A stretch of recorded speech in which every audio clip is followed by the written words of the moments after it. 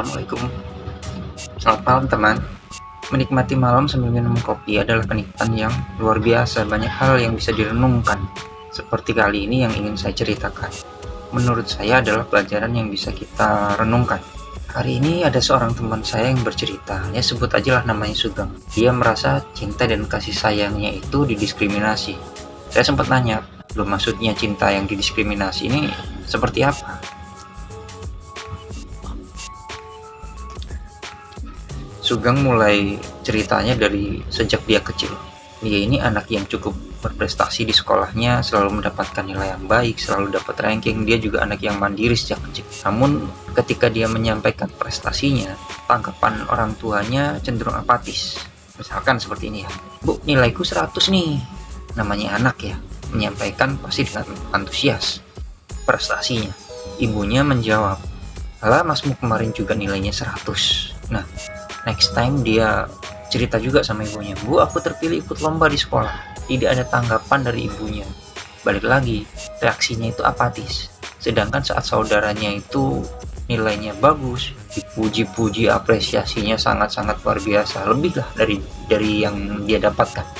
Begitu juga apapun fasilitas yang diberikan ke saudaranya itu seringkali berbeda. Orang yang kenal pun juga tahu perbedaan perlakuannya ini, sehingga nggak jarang hal ini juga ditanyakan oleh orang-orang itu ke Sugeng, karena menurut mereka kok aneh ya, kok perbedaannya ini cukup mencolok antara kedua saudara ini. Kembali lagi ke analisa awal, Sugeng mengira mungkin orang tuanya itu memperlakukan saudaranya seperti ini karena saudaranya lebih sering bermasalah, dan baik itu di sekolah atau di lingkungan gitu, cukup sering lah ada masalah-masalah gitu, dan prestasinya juga ada di bawahnya Sugeng ini. Sedangkan Sugeng dianggap anak yang lebih bisa melakukan banyak hal sendiri, lebih mandiri, jadi perhatian orang tua itu tidak perlu lebih ke dia gitu. Dan efeknya dia ini cenderung diacuhkan, dan setiap pencapaiannya dianggap ya biasa saja gitu. Padahal Sugeng ini tidak berharap seperti ini gitu. Ya karena tadi Sugeng itu dianggap selalu bisa mengurus semuanya sendiri, selalu dianggap anak yang mandiri gitu. Pernah dia bertanya kepada orang tuanya, "Kenapa sih aku diperlakukan berbeda seperti ini?" Dan jawaban orang tuanya cuma seperti ini, "Halah Geng, kamu ini ada-ada aja, gak usah mikir aneh-aneh." Seperti itu. Tapi pada prakteknya tetap aja itu terus berlangsung. Kesedihan dan kekecewaan yang dia rasakan itu terus menerus seperti ini dia alami gitu. Seperti bola salju yang terus menggelinding dan semakin lama semakin besar. Hal ini terus berlanjut. Dan saat mulai dewasa, lama-kelamaan mulai ada rasa apatis pada dirinya, dan dia itu tidak memahami. Dan dia juga bertanya, cinta dan kasih sayang itu seperti apa sih? Atau sebenarnya cinta dan kasih sayang itu cuman hanya sekedar orang itu melakukan kewajiban, melakukan apa yang harus dilakukan saja gitu. Sugeng ini sempat ngobrol, "Mas, aku ini sampai bingung tujuan hidupnya ini gimana gitu. Dia hanya sekedar menjalankan kewajibannya saja dan dia tidak merasa bahagia, kosong gitu.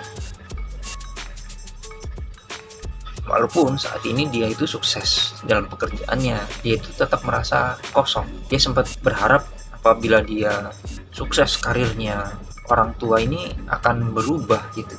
Tetapi ya ternyata enggak. Dalam hidup orang tuanya hanya, menurut Sugeng ini ya, dalam hidup orang tuanya ini hanya ada saudaranya sih. Semua yang diomongkan itu dari kecil hingga dia dewasa itu fokusnya orang tua ini cuma ke saudaranya ini aja.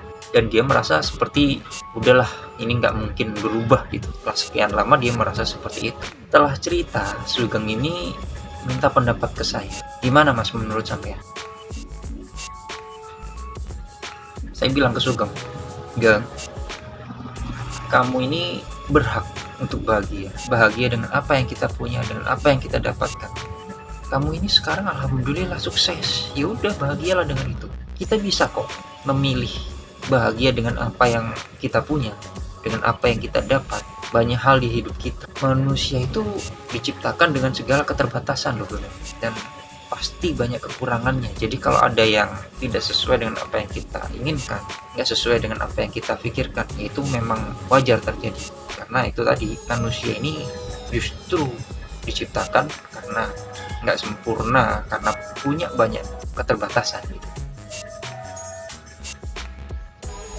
Ya, kalau kamu berpatokan bahagia itu atas apa yang tidak kamu punya, atau bahagia itu kamu tergantung dari orang lain, ya kamu akan sulit untuk merasa bahagia. Jangan pernah minta untuk dicintai dan disayangi, karena cinta itu sebenarnya, sayang itu juga. Jangan pernah minta untuk dicintai dan disayangi, karena cinta itu, sayang itu adalah rasa, dan rasa itu gift, gak bisa kamu request. Kalau kadar cinta yang diberikan ke kamu segitu, ya udah, dan caranya juga seperti itu, ya sudah, disyukuri. Mungkin setiap orang itu menunjukkan rasa cintanya itu berbeda dari kebanyakan orang lain. Nggak semua orang mengungkapkan rasa cintanya itu dengan apa yang seperti kita inginkan gitu, nggak seperti apa yang kita bayangkan gitu. Ya gimana lagi, kita ini tidak bisa memaksa seseorang mencintai dan menyayangi kita dengan adil, ideal seperti apa yang kita inginkan.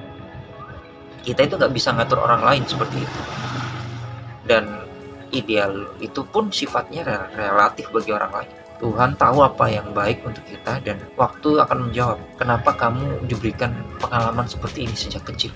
Karena semua ini pasti ada pembelajarannya, entah kamu atau untuk orang lain gitu. Tapi ya udahlah, fokus aja dengan apa yang sudah kamu dapatkan. Bahagialah dengan itu. Atur perasaanmu sendiri, rasa cintamu sendiri, karena kamu nggak bisa ngatur perasaan orang lain. Jadi fokuslah dengan apa yang bisa membuatmu bahagia.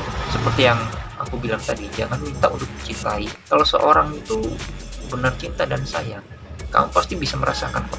Tanpa kamu untuk memintanya, itu pasti dia akan berikan gitu, kalau memang dia cinta dan sayang. Dan juga gak perlu kamu menyalahkan orang tuamu untuk semua hal yang kamu rasakan. Toh semua pencapaianmu saat ini juga karena orang tuamu sudah melakukan apa yang mereka bisa lakukan. Ya semua itu ada kurang lebihnya lah. Love is earned, not demand. This is life bang. Senyumin aja lah sambil ngopi. Setelah apa yang Sugeng omongin tadi, saya jadi berpikir banyak hal yang kita anggap sepele ternyata bagi orang lain adalah hal yang besar dan dapat merubah hidup seseorang. Anggapan wajar apabila membedakan perlakuan kita ke orang lain adalah biasa dan wajar, bisa jadi itu justru menyakiti orang lain yang kita sayangin dan bisa jadi racun ya. Ya akhirnya menjadi penting untuk sekedar bertanya, bagaimana sih perasaanmu? Gimana sih? Apa yang kamu rasain ke orang-orang yang kita sayangi, untuk orang-orang yang kita pedulikan, untuk sekedar cari tahu apakah dia merasa bahagia. Ya saya cuma bisa berterima kasih, thanks ya Gang, untuk sharing dan ceritanya. Saya sih berharap kamu bahagia. Oke, Assalamualaikum.